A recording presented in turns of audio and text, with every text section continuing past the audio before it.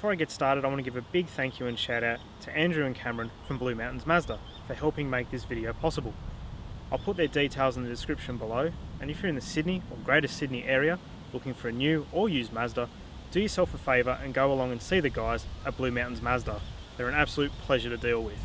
Alright, on with the video. So today we have the 2018 Mazda 6 GT. Now for 2018 the entire Mazda 6 range has had an overhaul, primarily in the Kodo design architecture. Also, this particular model, the GT, has the 2.5 litre 4-cylinder turbocharged motor making 170 kilowatts and 420 newton meters of torque. That power is sent to the front wheels via a 6-speed automatic gearbox, and the car comes in at just over 1600 kilos. So if we take a look at the front of the car, you can see the new slender angular headlights that Mazda have employed. These are LED headlights and I can testify to just how good they work. Driving home from work last night, they just lit up the road beautifully. We then have this large gloss black grille which looks really nice and also houses your radar cruise control. There's generous servings of chrome just to classen things up a touch. Moving around to the side of the car, you can see that Mazda have used some beautiful body lines to break up the significant profile that the Mazda 6 has. Moving to the rear of the car, it's all class once again. So Mazda have given some more chrome, and they've also put these really nice LED taillights which look fantastic at night time. Moving inside the Mazda 6, you can see that Mazda has put in a lot of effort here as well, once again with their Kodo design. So it's all nice and clean, uncluttered, very easy to read. The gauge cluster is broken into 3 binnacles, the right of which is a TFT display which shows you things like your trip meter, fuel economy, that sort of thing. In the middle we have the MZD Connect screen which houses your infotainment, your satellite navigation, the vehicle settings. Moving down you get your climate control which is dual zone, so if you want to have your side 1 degree hotter or cooler than your passenger then you can. And there are also storage options galore in this car, so basically everywhere you look there's a storage cubby somewhere that you can hide things. Up front we have two USB ports, an auxiliary port, we also have a 12 volt socket. If we move to the rear of the car, you can see that the rear seats have USB compatibility, they also have heating, and it's actually really roomy. Now it's no secret that I fit easily into the back of the car. I mean, I'm only a short guy, so there's heaps of legroom for me. What I did do though was I went onto Google and I searched for large men in my area willing to meet me in the back of my car. After I realised that was an absolutely terrible mistake, I called my mate Al, who's 6'3", and asked him to come along and see if he can fit comfortably in the back of the Mazda 6. He did. Now this is the part of the video where I'm meant to give you my driving impressions of the Mazda 6 GT. However, I was a goose and forgot to hit record on the camera while I was talking inside the car. So not only did I look like a crazy person doing loops talking to myself, I didn't even record it. So, let's throw some B-roll on the screen and I'll recount my driving impression. First up, let's talk about the suspension. The Mazda 6's suspension setup is absolutely fantastic. It just glides along all road surfaces. There's a couple of bumps along my way to work that normally upset the MX-5 a little bit, so I was interested to see how the Mazda 6 would cope, and it just glided straight over the top of them. Honestly, not a problem in the world. One of the biggest design concerns or elements that Mazda had for the interior was to be able to have and hold a conversation extremely easily. And to be honest, it is so quiet in that cabin. I mean, okay, I understand I'm coming from an MX-5, but it was just silent.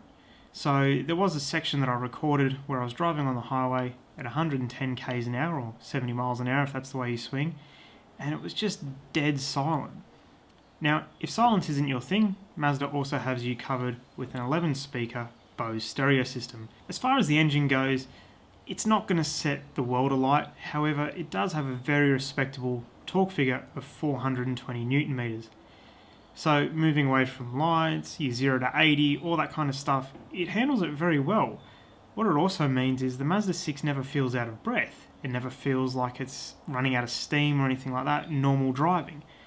When you're on the highway, it's just ticking over, very easy. When you want to make an overtake, put your foot down, the 6-speed automatic gearbox will find whatever ratio it needs to whack you straight in the middle of the power band, and it's quite swift. You also have a very handy heads-up display, which I actually really liked. So it'll display your speed, it'll display the speed limit for the area that you're in. If you're using satellite navigation, it'll give you turn-by-turn instructions as well, which is really handy. It does also do a few different things, like it has stop signs programmed in there, which I'm not against, although I think it would be a bit more useful if it had speed cameras or red light cameras built into it. Now, some of the safety features that the Mazda 6 has, this is only a couple of them. We have blind spot monitoring, driver attention alert, stability control, emergency autonomous braking, which Mazda says it'll do up to 80 kilometers an hour. There was no way in the world I was willing to risk that, but I'll take their word for it. You have hill launch assist, lane departure warning, lane keep assist, rear cross traffic alert, and many more. Once again, with the heads-up display, for things like the lane departure warning, lane keep assist, it'll actually flash in the heads-up display whether it thinks you're creeping over the line or whatever it thinks you might be doing wrong.